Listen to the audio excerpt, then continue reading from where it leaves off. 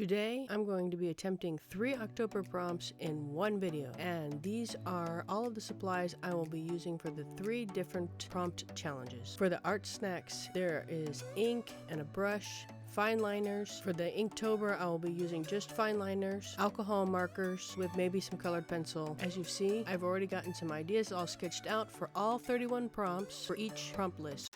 Welcome back to my channel. We're going to be starting off with the ArtSnacks ink collection, and its first prompt is cozy.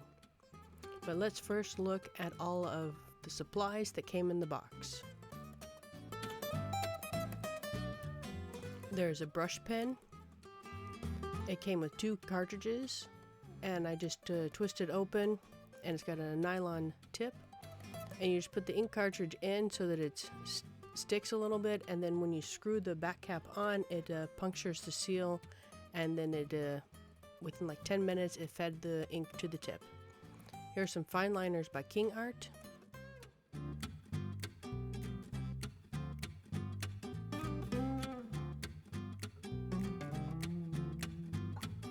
Black acrylic ink and some Bombay ink from in orange. Well, it says bright red, but to me it looks more orange. And this is a marker from Faber-Castell.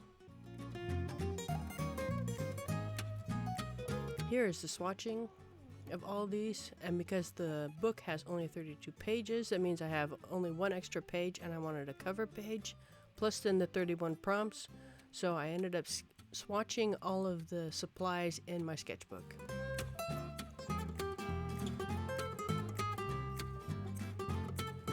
This is that brush pen. I thought I had fed all the ink to the tip, but not just quite yet. It took a couple more minutes for the ink to feed to the tip of the pen, and then as you can see, it's very nice and fine and thin and thick.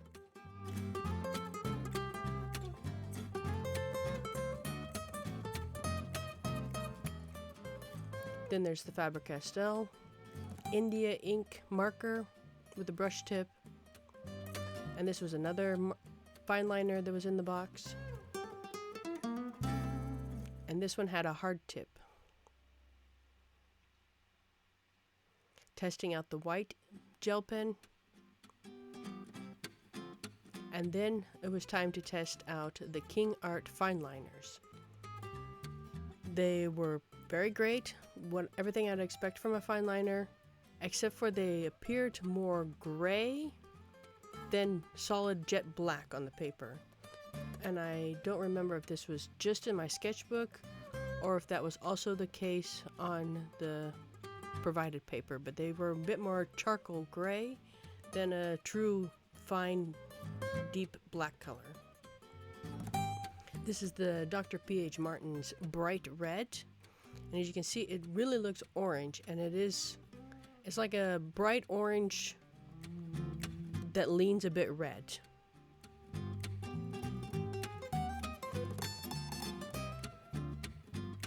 The paintbrush that was provided in the kit is very nice. It's very soft, very smooth, very flexible. You have a lot of control over the tip. I'm very happy with this paintbrush. I've never tried this brand before, and it works out really great. As you can see all the fine lines that you can do with it, and you can see all the washes that you can do. And it's very versatile, and I think it's going to work out really great for my drawings and designs for this month.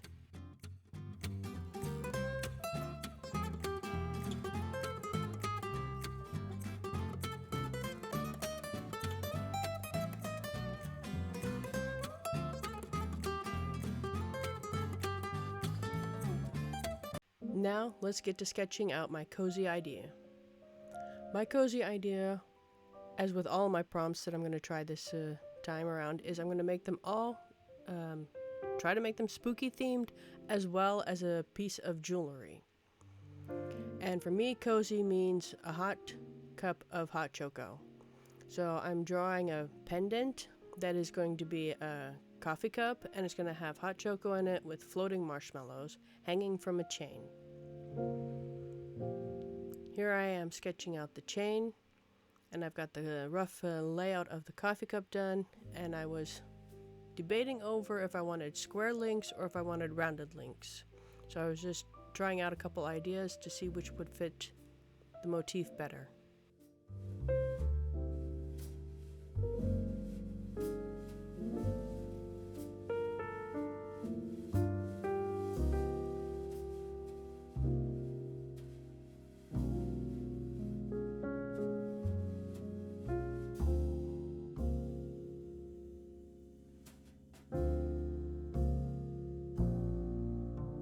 As you can see, in the end, I decided to go for a squared off round.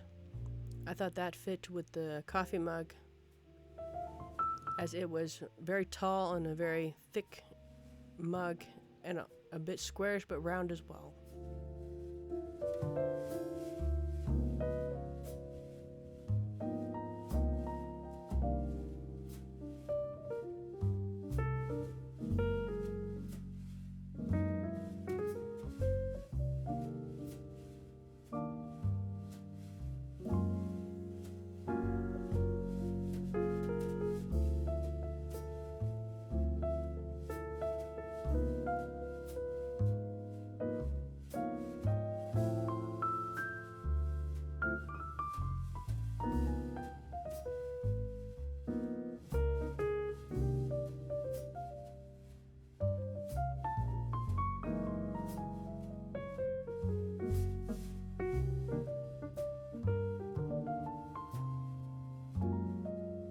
Now I'm going to be inking everything, which in the end I kind of regretted because I didn't wait long enough for the ink to dry, and I smudged it in a couple places when I erased the pencil line that I had down, and I had to put my arm over a line, and then I got black ink on my hand and it smudged a bit into the piece.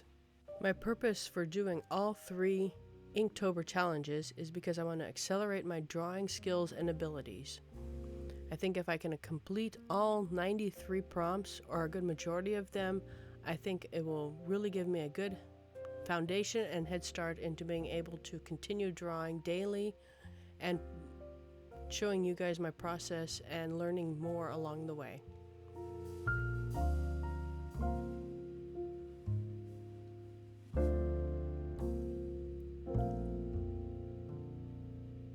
Now I'm adding ink and color to the piece.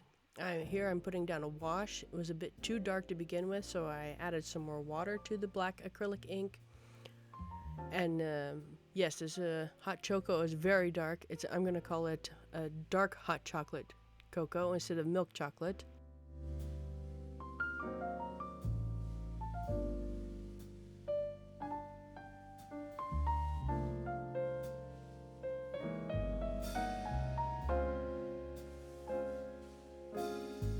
I was initially going to make this piece only in black and white, but that turquoise color of the Faber-Castell India ink marker was really calling to me.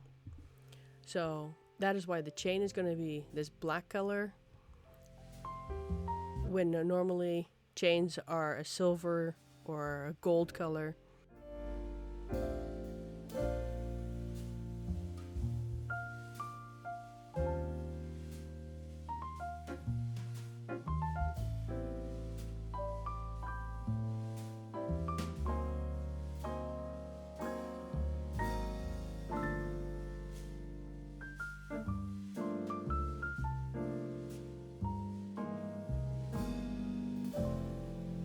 As you can see with the wash as it's laying down and drying, it is drying a lot lighter than what it is when it's wet, which is why I go over it again a couple more times to add shadows and highlights and to add some texture to it and to give it a bit of life and dimension. Here I'm adding some ripples to the hot choco.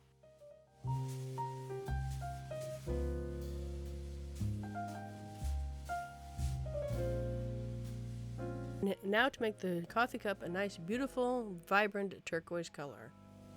This has got to be one of my favorite colors. It's so bright and vibrant.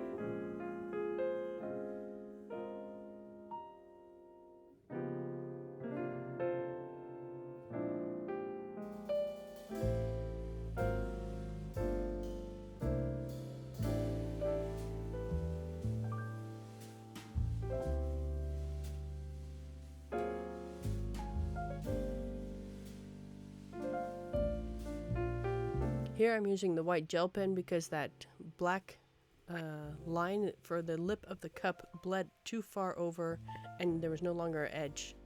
And then I added some white dots to the hot choco.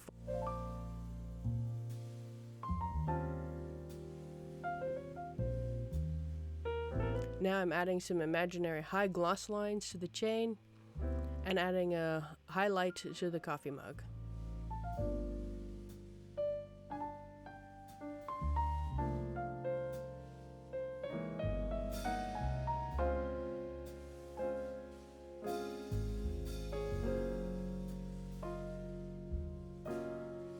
And I'm adding some more texture to the chain just to give it a fun look.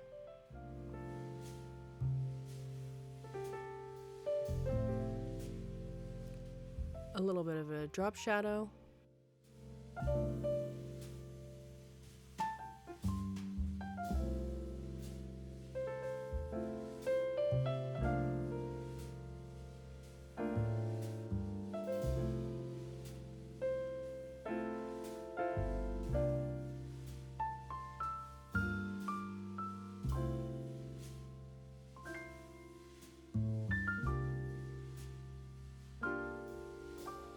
And number 1 is finished.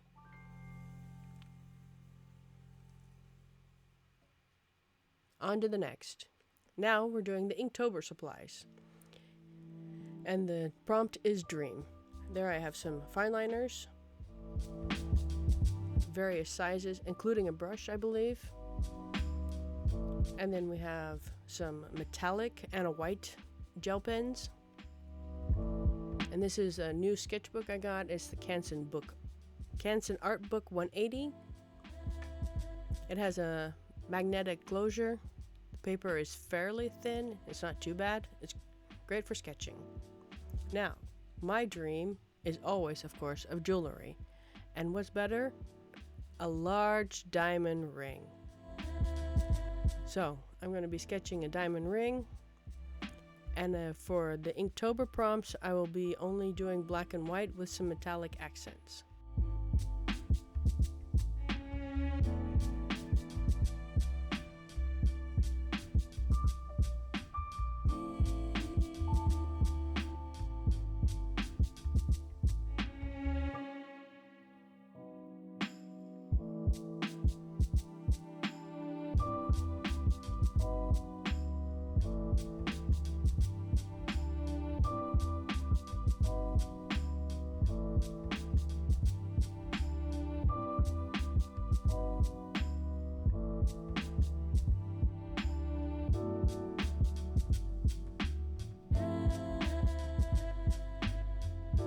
Here I'm planning out how the diamond is held in the ring.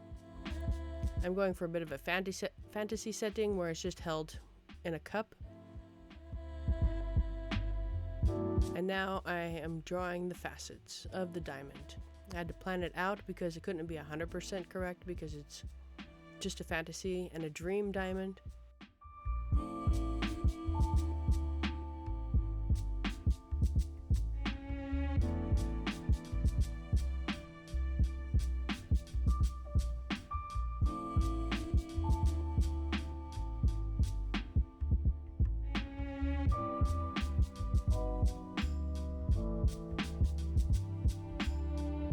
Then, of course, we have to add some sparkles and brightness. Otherwise, it wouldn't be a diamond.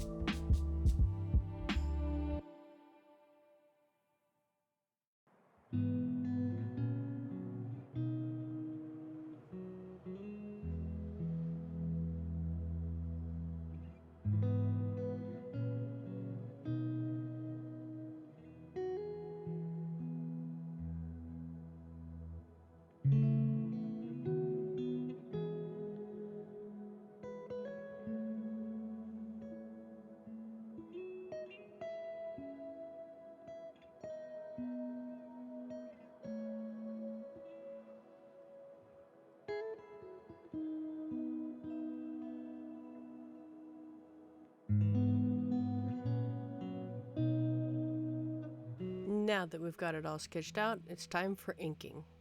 I used various thickness line weights throughout the image to add some interest and to vary. The paper took the fine liner really well. There was very little feathering and bleeding, and it dried very quickly, so I did not have the same issue as I had with the other paper and the other fine liners.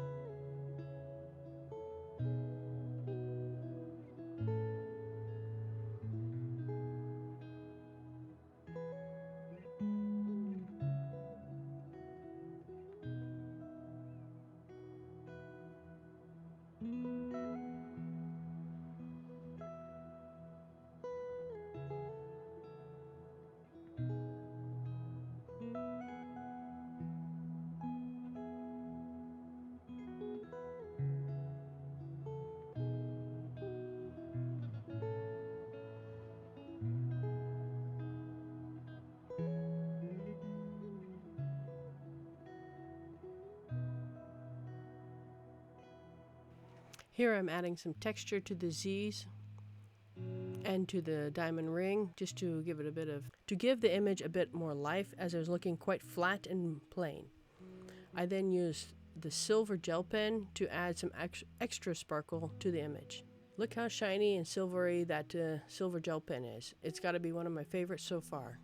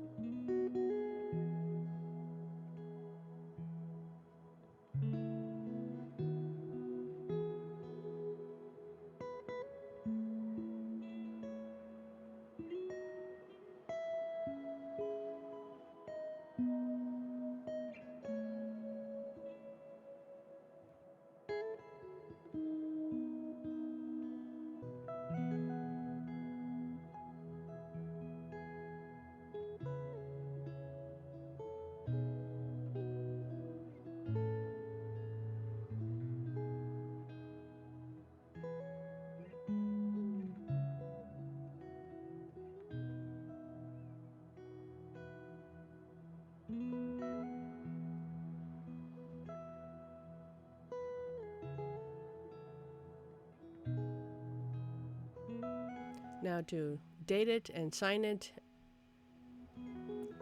and we can call number 2 of 3 done. Yay!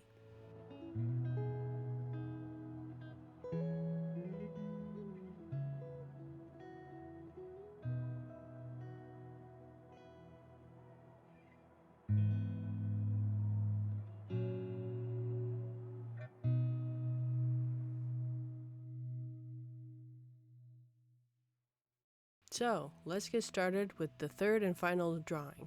And the prompt was Hermit. It took me quite a while to figure out what I was going to draw for this, as I wanted to be jewelry themed and I need to be a hermit, and I was hoping for something spooky. While searching for the word hermit, I found out that there's something called a hermit lantern, so I thought that would make a great little pendant. This drawing also took me the longest, and for some reason I thought coloring with the alcohol markers would be really quick and really fast, but I ended up taking at least 4 times as long to color this in than I thought it would take. This is also a larger image than the other two, and a little bit more complex than the other two. As you will see, I do a lot of detailed shading and add a lot of details to this one. I tried not to use a ruler too much on it. I wanted to really work on freehanding drawing straight lines. But the top and the base was extremely difficult. I was crooked in every single way possible. Once I had that all drawn in, I erased it and then I sketched back over it again with the color erase pencil. That way when I am coloring in with the alcohol markers, it will dissolve that color away and give it a bit of a softer look without that harsh graphite lines. Now here are the 3 colors I will be using to make this lantern a gold color or brass color. These are the 3 colors: a light, medium, and dark shade.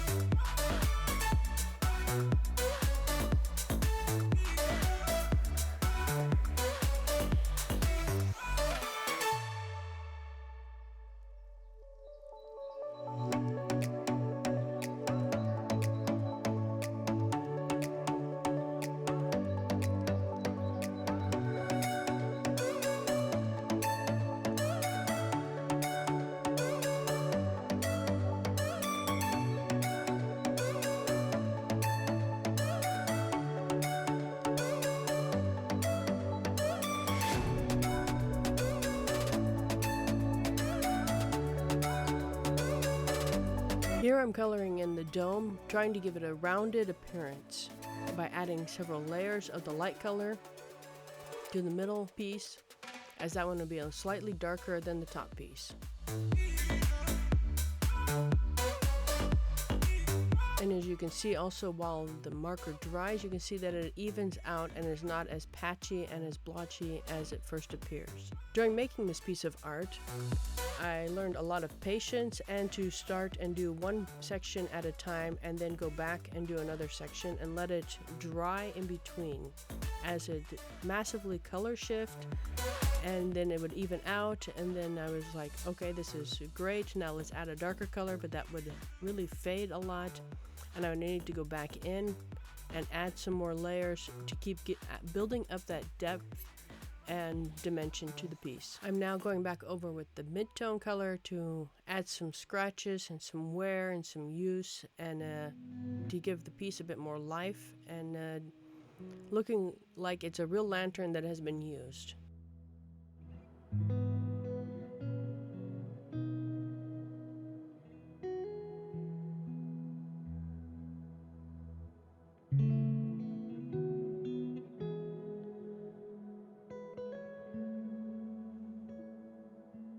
And I'm doing that now with the darkest color, also going over and adding some lines and giving it a bit of character and use and scratches. And as you can see, I keep going back in over and over and over. I believe this is like the 4th time I've gone over this dark part, over the shadow, just to enhance it a bit further.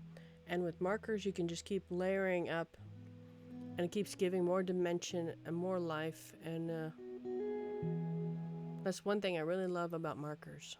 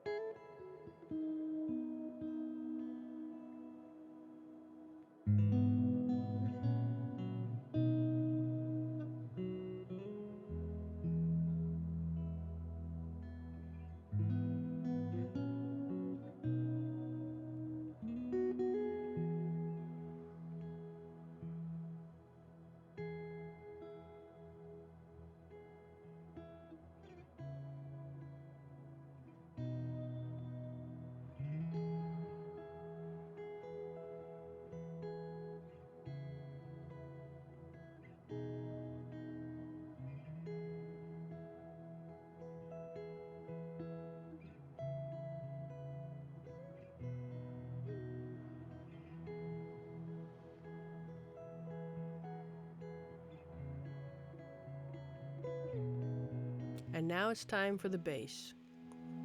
It will also be semi-rounded and have 2 layers, 2 steps. The base will also have 2 steps, and it'll be also semi-rounded with a concave lip at the top is what I was going for. Again, I start with the flooding everything with the lightest color, and then I go over it with the medium or mid-tone, hinting out where I'll have my shadows and where the dark parts will be, and then working from there. This is my preferred method, and I find it much easier rather than going from dark to light. I feel you can always add darkness, but once you've done that, you can never take it back. And I will say the base was a bit more tricky than the top, because I was trying to factor in where, if this was a real candle, where the light would come from and what influence it would have over the base and how it would be highlighted and where the shadows would be. Because in jewelry art, the light is always from the top left corner, traditionally. And I wanted to hold to that, but with the candle, it would be giving off more light and a bit more reflection and refraction of light. So I kind of made up my own thoughts over where that light would appear and where the shadows then would appear. And that's why I have a bit of a shadow on the left side, where if it was not the case of that candle, it would only be on the right side.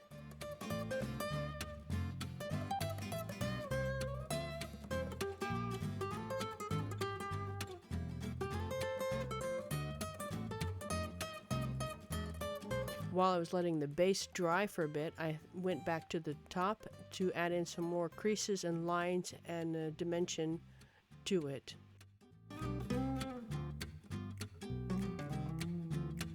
If you want sharp, crisp lines, you have to wait until the alcohol has evaporated and the paper is dry.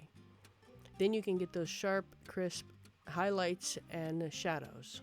If you go in while it is still wet, it'll just blend out and then you'll have a nice smooth blend instead of that sharp, crisp line.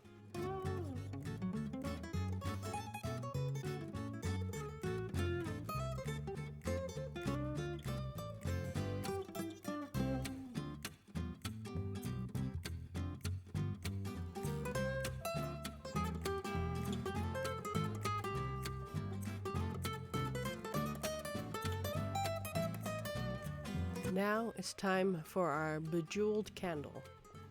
I decided to make the flame to simulate yellow sapphires, yellow diamonds. You pick your yellow stone. But that was my goal, was to have the flame to be all in yellow and then have a white/gray candle.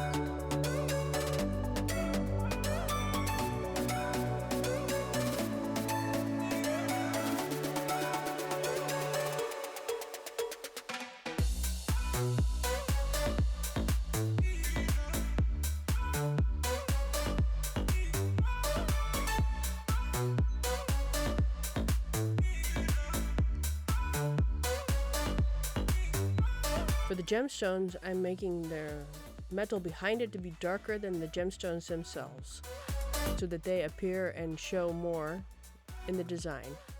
So I'm going around each gem roughly with the medium tone yellow to give the whole piece a bit of more dimension, and adding some shadow and highlight to the pieces. And now I'm adding some shadow into the gemstones, as even diamonds and sapphires have a shadow inside them because of the reflection and refraction. And you can see with that bullet point, you can get some very nice small dots.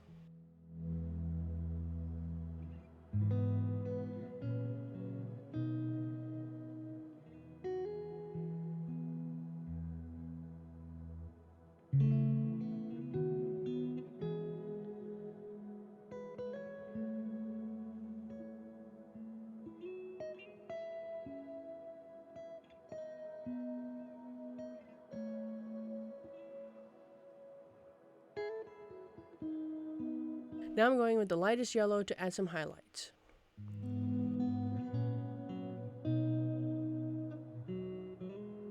And with the white gel pen to add some extra sparkle to each gemstone.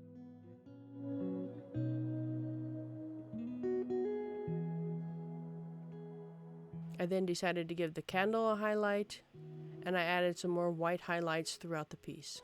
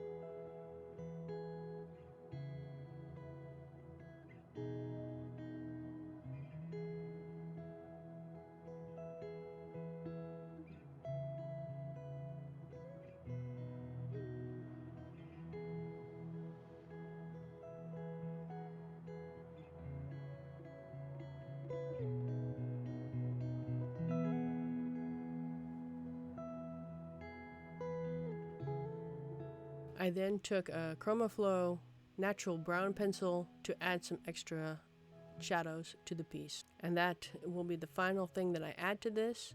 And then we will be able to say number 3 of 3 is done. Each one of these I learned a lot, and I can't wait to see how much I've improved by the end. I like to think of the other two as a bit of warm-up pieces, and that the marker art pieces are my better pieces, as I want to really excel in marker art. And I think working with alcohol markers to make gemstones and to draw jewelry is really a lot of fun. I hope you enjoyed watching along. Maybe you even drew something yourself. Maybe you are also participating in the Inktober many challenges. I'd like to know what you've drawn. What do you think of my pieces? Leave a comment below, and of course if you liked this video, please leave it a like, and think about subscribing and following me. Till the next one, guys. Bye!